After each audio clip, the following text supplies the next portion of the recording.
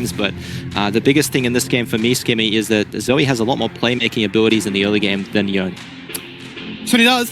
So let's see then what can be accomplished with this Pocket Pick. A welcome addition back into the roster here for Dajong on that coveted champion, one that we've hyped up time and time again. But can it really do battle with what is becoming stronger and stronger in the meta? It is a brand new bot lane pairing, one that's been seen before, but not for a hot minute, with Ezreal and Karma coming out to give us so much harass, so much so that it might just keep Aster at harm's bay. Yeah, and I guess we've got the lethality virus coming out again, which is something Duck1 has already played twice this season to little success, but he has looked individually quite good on it. And if you just think about the pairings, you know, you've got the Rel ult, which you can't really dash out of, right? If that hits you, the Varus poke hits you, the Zoe Q hits you. If the Zoe bubble hits you, then the Varus poke hits you. So they've got a lot of this sort of CC lair for the poke abilities to land. But the front to back, just in terms of hitting the tanks, is going to be a little bit difficult for Mammoth to pull off. Well, that's what I'll sort of explore with you now, right? We talk about the redundancy that Mammoth have with the amount of CC to layer things over and not be too concerned about layering it perfectly. But in terms of their game plan, is it as simple as saying their only option is to be aggressive, is to be ahead? Because if they do fall behind, what really takes place then? Well, it will be a quick defeat, Skimmy, if they fall behind with this draft, just because Zoe, not the best wave clear champ, kind of has to put herself in harm's way, right, with the ult Q. Azir can definitely look to poke, Ezreal can look to poke, sort of when she ults in to try and clear the wave on base sieges. And I think most importantly in this game, Dajong has run Ignite, Skimmy, so if he makes a mistake in this lane, there's no second chances, there's no way to TP back. If he dies early, really, that's going to be a wave or two lost straight away, big XP lead, and yeah, we're going to see what he can get done with the Ignite mid. Yeah, we've seen this a few times now, haven't we? From mid laners as well as top laners looking to try and really snowball the game, and it hasn't always been the most reliable. Either the Ignite's never been used during that laning phase. Favorite champions who would go back in the game, Skimmy, mid lane laning phase, Cozy, Druzy, very slow, no HP trading, which is quite surprising. Like we said, I think in the Akshan game, you know, Akshan did not use that Ignite early to get a lead, and his enemy just ended up TPing back and getting an XP advantage. We'll see if Dajong can put it to good use, but Churnfire posturing for a bot dive. Yeah, this is the old Churnfire that we've come to know and love. Finally looking towards that bot lane. Not going to find a stun against the tower. The angle was just a little bit askew, but certainly enough to make Duck feel the pressure. He didn't burn any summoners, but he's going to get completely zoned from this wave. Okay, early heal burnt, trying to get the full value, not risk getting ignited, and Churnfire with a drive by race car. Churnfire is in the backlines now. He's been ignited. It's a little bit of a back and forth. Duck1 definitely dropping CS, and maybe just poor pathing from Gudo, right? Gudo is not playing a champion that can punish this type of play by splitting the map. You know, it's a Rel jungle. He doesn't need gold. It's there to crowd control and to speed you up. And yeah, I think that's a fundamental error from Gudo to not path down and cover this dive for Duck1. Yeah, it does seem like a bit of an oversight, right? Given how well equipped Rel is to try and prevent dives like that taking place, especially knowing you're into that kind of play with the playstyle like Churnfire has. But I think to Mammoth's credit, they played that as best as you probably could, right? You see Churnfire make the predictable play. The bot lane of Limes is just going to try and push that wave in as quickly as they can. But that just says, why don't we just turn and maybe get the kill on Poppy? Yeah, I think that was they played that about as well as he could. I mean, the only way it goes better is if they get the Poppy flash or if they get the Poppy kill even. But most importantly, he didn't blow his flash there, right? Yes, he gave up a bunch of minions. Yes, this lane is going to be very hard. But he still has the flash, so on the next spawn of the bot camps for Poppy, when she's bots out again, tries to go for that same route, he can at least try and outplay it with his flash. Certainly can, and it's going to need it, especially because we know as far as Ezreal lanes go, they tend to have cheap item spikes and tend to spike pretty early on into the game. So it could be a bit of a stabilizing factor to make sure that Mammoth don't run away with this game, because here comes Bendy roaming up, an absolute treat, hits the binding. That gets put to sleep, and both members got a bit of CC, but walk away. Yeah, I'm surprised that did very little damage there on the Karma Q. Not sure if he cast it while still exhausted, because the Karmas in my games, when they Q me in solo queue, Skimmy, I lose half my health, and that barely tickled Dajong. So must have been just awkward timing there on the exhaust for Benvi, but yeah, Dajong gets away with a bit of a scare, loses his flash, which is dangerous into Azir, but not as bad on Zoe, because you can actually buffer the Emperor's Divide with your ultimate if you time it right. Yeah, it's all about those pixel-perfect moments, isn't it? The ability to try and jump out of harm's way. We'll see if that interaction takes place. We're having a quick overlook of some of the stats that Kisei had on this champion already. You can see the last time he played it. managed to get a perfect game with 7 kills to his name. No doubt will be looking to try and emulate that once more. As Nick will plant a nice ward in the bush. Really denied Tien from getting that reset he was hoping for. And we'll actually have to burn that TP now. Yeah, a bit of a disrespectful, recall there from Tien. Not sure what he was expecting, but still ends up getting the base off. Unfortunately, he's going to have a lot less gold to spend, but yeah, look, it's the same thing. Deja vu. 2 minutes have passed. Shermfire's bot side. He's going for the same dive again. Certainly is. Trying it again, and this time the stun will connect. This time Ducky's in trouble, but he still survives. It's crazy. You can burn all this man's summoners, but he lives. He'll be zoned. He'll be in pain, but he lives.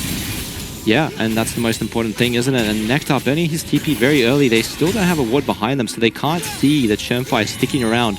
This play is on a timer. Hex flash into one target. It was always going to be the kill onto Dark, and it always is the one to get confirmed. First blood comes out. Asta in trouble. Gudo resetting and deploying back to bot lane. They'll find a stun, but we know Rel has 0 damage. The stun and the CC is all that will take place. Yeah, and some of the CC didn't land there as well, Skimmy. I think maybe if you look to flash on the Poppy straight away, I'm not sure what the cooldowns were like if she had the steadfast presence to interrupt him, but there was potential to get a kill there. It wouldn't have really made any difference if Rel gets a kill on Poppy, so opts into holding his flash there, but a successful dive for Shermfire. He's been spending 90% of his time around this bot lane, and finally he gets a little bit of gold as a reward for it. Yeah, and the complete 180 from last game, right? As the brand, you're going to be farming up an absolute treat, get those items as quickly as you can, become, in essence, stronger than your laners, but this time it's all about, I need to gank, I need to CC, I need to get this game going the way that we want. There is the Sleepy Trouble Bubble, but still, buffeted out the Emperor's Divide. Dajong is running, he's very quick right now, but in goes the all-out mode from Tien, making sure that he can try and get this kill. Dashing through Gudo, ignores him. Straight 1v2, and enough to force out a flash.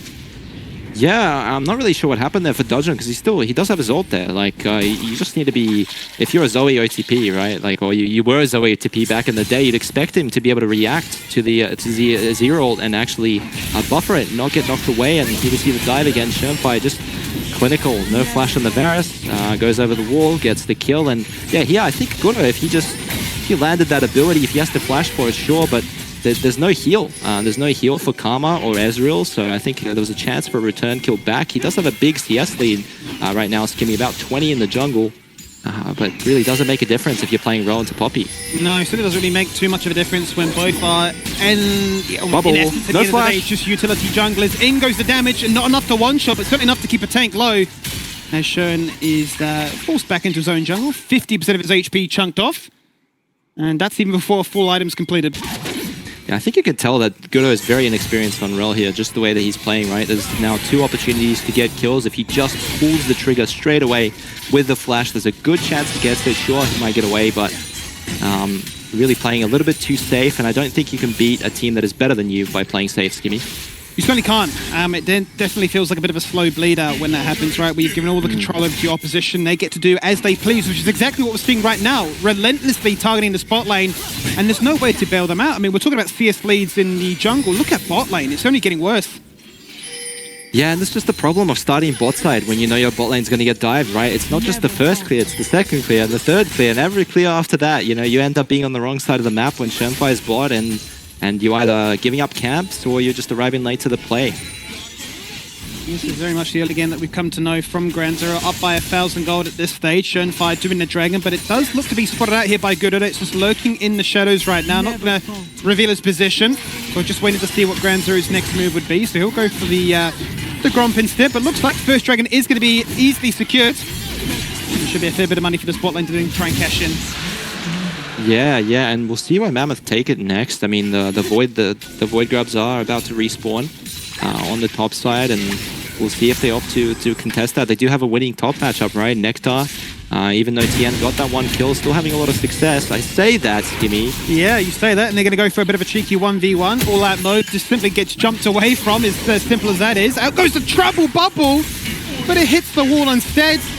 That would have been enough to try and cause any real panic from the Ground Zero camp, but certainly it's warning shots. Yeah, a lot of action in the mid lane, but no kills to speak of. Dajong definitely on the receiving end of the harassment, down 25 CS in this matchup, and like we said, Skimmy, as the Ignite champion, if you don't use that Ignite in the first couple of levels, really, the enemy just TPs in and your game kind of ends. Shenfire starting up the Grubs camp. Should be no contest because of Dajong's position. His HP is quite low, but Gudo's still going for it. Yeah, I mean, Benvi's just walking into enemy territory without a single concern in the world. Drops the Q, keeps them zoned away. They'll pick up one, they'll knock back a second, and they'll say, well, these Void Grubs aren't going to be given across for free. We are going to put up a bit of a fight for this one. Gudo at least take one away. Shen would love to try and get 5 stacks. Yeah, but that's just the one, Skimmy, right? They can still get 5 on ground 0, so we'll see what the decision is here. They do have 5 people. They're bleeding so much gold bot side. They have to take this fight, Mammoth. They have to take the fight, and they have to win it. In they go to start things off with Darshing. They're going to try and snipe people on the back end, but can't find it just yet. But next with the boomerang takes down Shen. There is Duck getting his kill contribution, trying to equal out what is looking like a bad situation bot lane. Shove away 2 goes the Emperor's Divide. Kissing flashing across the wall. Blast cone to disengage. And now Darshing gets to run them down. It's skill shot simulator, and he's hitting them. I don't think he even knows how that happened. I mean, ultimately, Benvi's flashed into his own demise. That was just think you saw Benvi rubbing the back of his head there. He would have been flustered.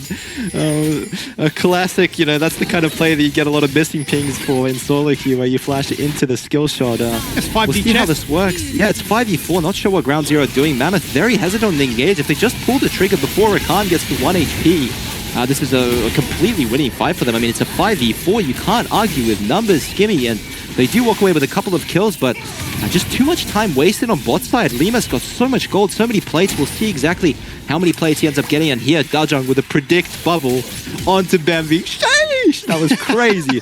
Absolutely love that. That really is one of those montage clips, isn't it? Like, yeah, mate, I always knew he was going to make that play. He had nowhere else to go. You just claim all the credit for that one. But you're absolutely right. And it almost seems, when we're watching that replay, that Mammoth were a little bit reluctant to go all in because they're kind of waiting for the Zoe poke to land. And whilst those skill shots are all coming out, nothing was connecting. Yeah, I think the poke is there, right? But we also need to have the turn tools. And the turn tool there is Rakan. If Rel is hitting the Void Grubs, it's Rakan and Rel. And, you know, one of them just needs to be decisive enough to pull the trigger faster before they lose all of their HP. And it's still a favorable fight for Mammoth. You know, they claw back a little bit of the gold lead, still behind Gudo. Yeah, he's found his target. Get put to sleep now. What are you going to try and do to get out of this situation, Kiste? Because you're being zapped, you're being popped, you're being dragged down low. He's going to try and fight his way out of adversity. Nearly takes down Darjing in the 1v2 gank. But will fall on down.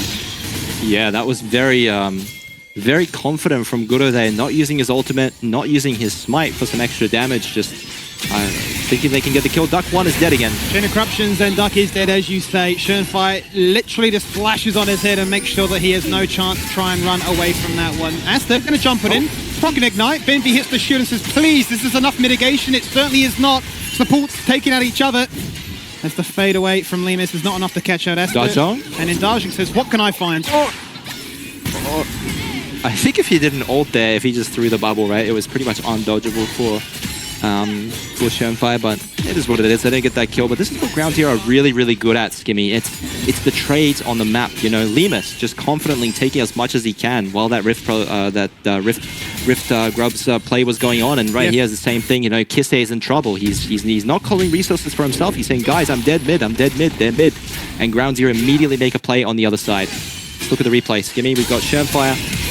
Kind of easy, just flash E, gets the kill onto Duck 1. Nowhere for the Varus to go, and here Asta again, just a little bit of inexperience, you know, stage fight, not thinking about the abilities of the enemy, just thinking about himself. And he just walked with Benvi there, get an extra auto. Oh, he actually did get the kill. Wow, okay. They went through the shield, so they do get a 1-for-1, so that's not a bad sequence for Mammoth. They get 2 kills for 1, they lose the tower. I think, though, the tower is still standing, so it's just a little bit of creeps gone and a 2-for-1 exchange. I'll tell you what, I'd love to know, though, Fido, is just how much gold Limas has right now, because he's got double the CS of his counterpart. He's been getting all the plates in the bot lane. The tower's got him bot. He went all for those plates in top lane. So let's just check in and see. Yeah, that is the damage that this Ezra is at right now. Up by, what, nearly 7,000 gold, and nobody's close. Yeah, the only closest person is Nectar, right? And Nectar's not the person you want to have gold on this game. You want your poke champions. This is a poke comp. You want Zoe to have gold. You want Varus to have gold. But yeah, at this stage, Limas is king. Certainly does feel like the best case scenario for an Ezra to play on, right? You've snowballed early, you've got the tempo, you can really do no wrong, go wherever you like, and you just win the game as a result of that one. Already on that 1-item spike. Second shouldn't be too far away, and I'm sure once that tier is fully stacked up, you're thinking, how on earth do we control this very elusive champion? Yeah, man, Shermfire is just putting pressure everywhere. He just runs bot, runs top, runs mid, running for Nectar. Ooh. Now. Nectar fails his flash. That's really awkward there. He's flashed, he's hit the boulder, he's hit absolutely nothing. He's been made look like a fool as he gets collapsed upon by 3 others. Yeah, I mean, that was the weak side of the map. Yeah, that was the weak side of the map. Nectar trying to get a solo kill on the weak side, never going to go well. Right, and yeah, I think Guro just needs to skip a few more camps. They are on the back foot. He needs to just be there with Asta to retake some vision, to make his laners more comfortable. We're seeing Zoe dropping mid waves. The map is too condensed right now for Mammoth. Like I say again, we basically touched on this point 5 minutes ago of giving almost too much respect to your opposition. You've let Grand Zero really take this map as a stronghold of their own. They're doing really whatever they like. Here's a plate, there's a tower, there's another one taking top lane now. All these rotating angles, and it feels like their best answer so far has been, let's try and target Kisei, and if anything, burn a flash. Yeah, Kisei has been the receiver of all the ganks in this game, but hasn't really amounted to enough. Not as much of a lead, or any lead that you'd expect from a Ignite mid Zoe comp. But we do have to say that the most important thing in this game is flashes, right? Because there's a lot of CC, there's a lot of pokes, a lot of random abilities that can hit you like Zoe Bubble and Varasalt. So we'll see if Mammoth can take advantage of Shermfire's flash being gone and get a pick on him in this mid game. That is the question right now, because it is still worth noting that Gudo has the Herald in his pocket. There's a bit of damage onto Shermfire, who's really overextended his welcome in this jungle. He's been sitting here for such a long time that he's eventually going to get punished and sent backpacking. He's lost 1,000 HP. Let's see then what happens in this mid lane, because Lemus just gets the 1v1 and basically outrange the Poke Varus. Look at the levels, Kimmy. Level 9 to level 11. You'd think that's a solo lane Ezreal. Maybe Ezreal top, Ezreal mid. No, that's just a Lemus who stood bot lane for about 2 minutes while it was some action to grub. Shermfire in trouble again. He certainly is. I mean, I said he overextended his welcome once. He's making it happen twice now. As that goes to the Reign of Varus, but not enough to get the kill. The Train of Corruption flashed away from, but Daljun found his target and popped him into life. He's been taken out, so it is still to be a fight where Shermfire jumps in again. This man is crazy. But Mammoth has said enough is enough. We have all this engage, we have all this damage. Let's go in. Daljun, what are you doing? Dude, Daljun is just crazy. I mean, you can see that he mains the champion. He's so confident jumping forward, and really that play is just, it kind of fizzles into nothing because of Duck One's miss on a flashless Shermfire with his piercing arrow. Just held it too long. Not sure how that ever misses there, but Shermfire takes a little bit too long to die, but Daljun does his best to salvage the play. They end up losing the mid tower, but still getting a kill on Bembees is a nice consolation prize for Mammoth. Well, it certainly is. You know, they're going to have to settle with the fact they've lost all of their outer turrets now, but they can look at this fight and say we had the conviction to go and we're good. Yeah, look at this, Kimmy. We've got a perfect pick on Shermfire. No ultimate this time, no flash. Complete dead man. Duck One lands the orb, but how do you miss this Varus Q? It's just an unacceptable mistake, but still Daljun on the Zoe.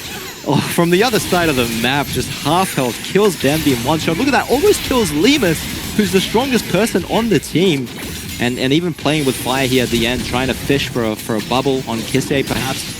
Gets the bubble, but no follow-up to be. You can see that Nectar trying to make something creative happen in the mid lane as well with the leap into action with the knockback, but unable to be found there. And it seems to say that these extended fights may just favor Mammoth with the ability to try and cycle through all these portals, jumping left, right, and center.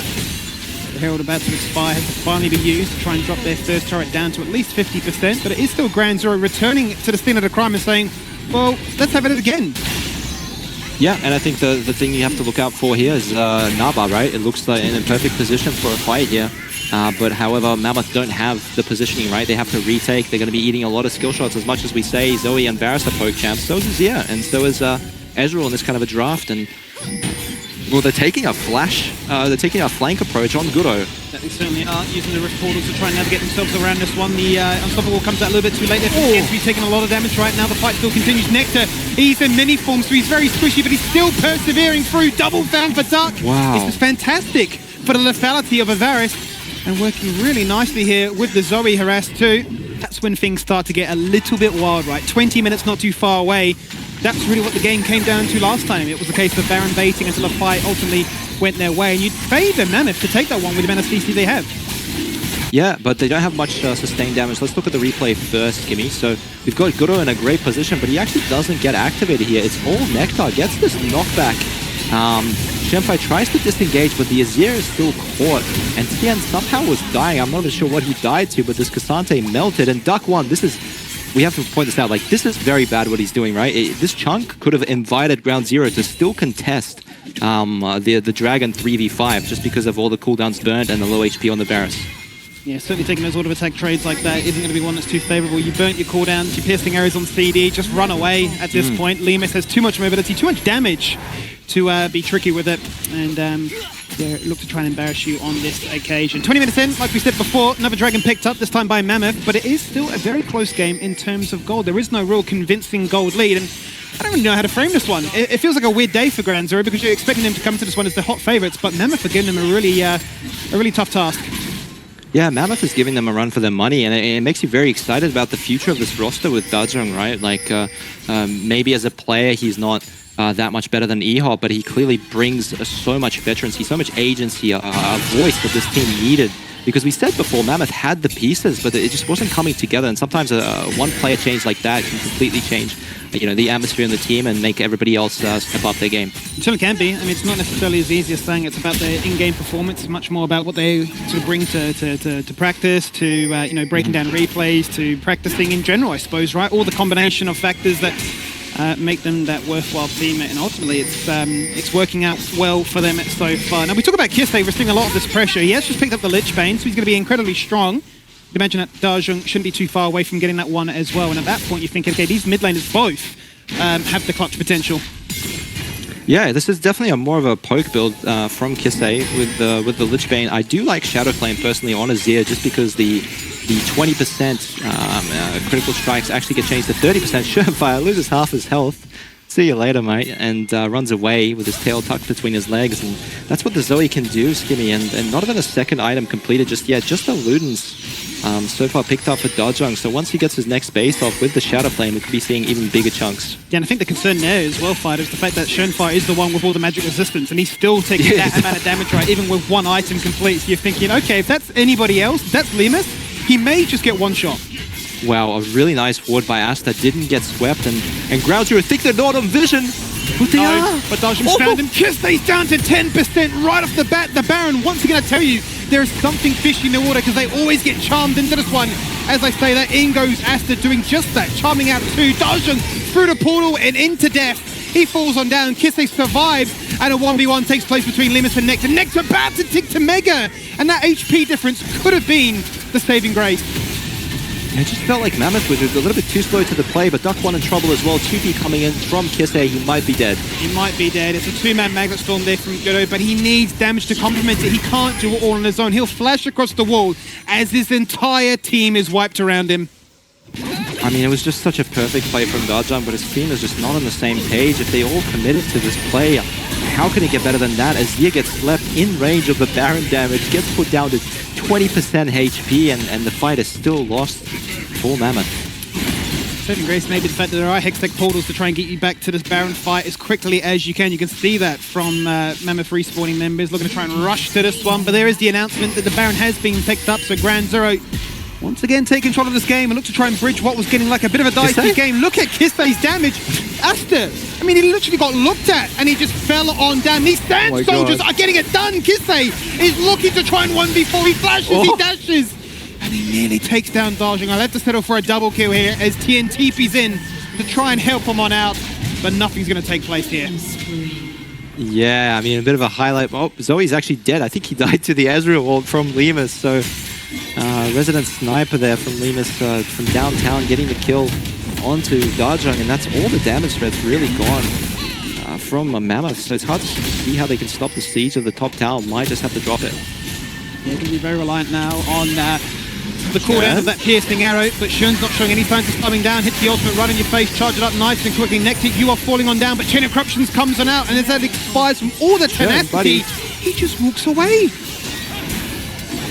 Yeah, Shenfire walks back into the tower, makes me question his decision-making there, but he's tanky enough to survive, and I'm not sure what happened there, Skinny. I think Varus just WQ'd before anybody was low, right? And he had no damage towards the end of that fight. Asta very nearly going down to the Ezreal ult, and Mammoth end up losing the tower. They try to salvage the play. We said, Skimmy, it's going to be hard to defend that with your main damage threat. So we look at this fight, Skimmy, just engage. They have to go on the Azir, but a little bit too slow, and Guro was standing in the red bush thinking about what to do with his life before moving to this play a little bit too late, and you can't fault Daja for looking for the angle there. That was really as good as it gets for Zoe. A blind bubble from Fog onto a watered target, and Nectar just one auto attack away from killing Limas here. Very unlucky. Lots of close calls in this game, but none of the dice rolling in the favor of Mammoth. Yeah, not in a position, as you say, to really capitalize on that bubble that was found. You can see even when Darshan falls on down, still one more Paddle Star comes out, but it wasn't enough to get the execute right. So nearly just solos the kill and makes it a 1-for-1 trade, but yeah, the positioning wasn't in their favor. And now they've got to deal with the siege. 2 lanes pushing at once. Schönfire leading that charge as he jumps in and finds Asta again. But he'll say, we'll have to settle for the meantime. Baron buff is still there for another 40 seconds. One inhibitor mid laner will fall. The second one getting battered by these inspired cannons. And they're really looking to try and put a bit of a checkmate on this game. Yeah, just so hard to defend as Mammoth, but Asta's going for it. He's gone for that flash engage, charms up 2 to start things off with Guro, also with the Magnus Claw. Only on to 1 despite it being AoE, but his team is dying around him. The Empress of Ice shoves back Guro from where he came from, and they're just too strong. Limas wants the MVP. 7 kills as Xayah in game 1, 6 in game 2.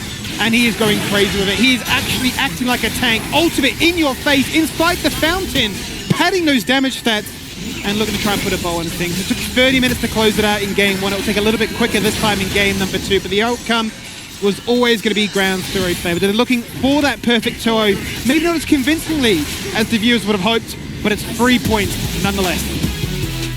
Yeah, Skimmy, and Ground Zero, they try to make it interesting there at the end with the, the Kiss Day 1v5 play, keeping it fun for the viewers, enjoyable to watch, but they end up walking away with 3 points for this week, Skimmy, so